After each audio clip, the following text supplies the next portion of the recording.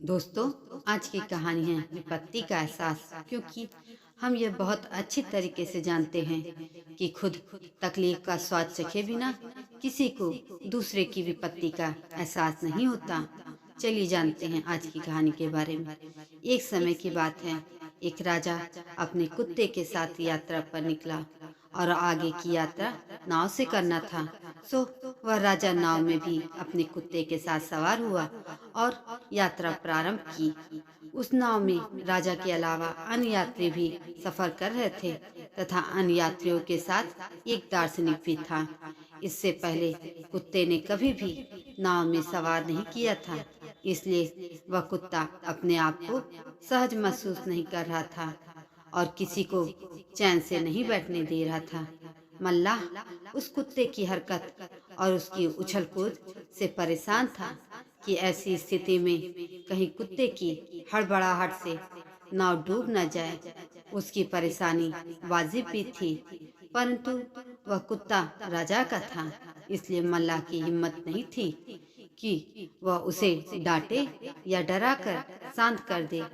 वह सोच रहा था कि वह भी डूबेगा और दूसरों को भी ले डूबेगा, परंतु कुत्ता अपने स्वभाववश उछल कूद में लगा था, जिससे नाव में बैठे अन्य यात्री भी असहज महसूस करने लगे।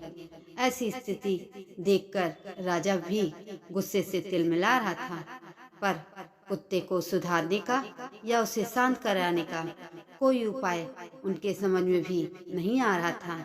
नाव में बैठा दार्शनिक यह सब कुछ चुपचाप देख रहा था, परंतु जब राजा की कोशिश करने पर भी वह कुत्ता सुधरने का नाम नहीं लिया रहा था, तो उस दार्शनिक से रहा नहीं गया और उसने उस कुत्ते को सबक सिखाने की सोची। वह दार्शनिक राजा के पास गया और बोला, महाराज, अगर आप मुझे अनुमति दें तो मैं इस कुत्ते को भीगी बिल्ली बना सकता हूँ। राजा ने बिना एक पल भी गवाए तत्काल अनुमति दे दी। फिर क्या था, दार्शनिक ने नाव में बैठे दो यात्रियों की सहायता से उस कुत्ते को नाव से उठाकर फेंककर नदी में फेंक दिया। कुत्ते को कुछ समझ में नहीं आया कि आखिर हुआ क्या। वह नदी में तैरने की कोशिश करने लगा और तैरता हुआ नाव की खूंटे को पकड़ने की कोशिश करने लगा। उसको अब अपनी जान के लाले पड़े थे।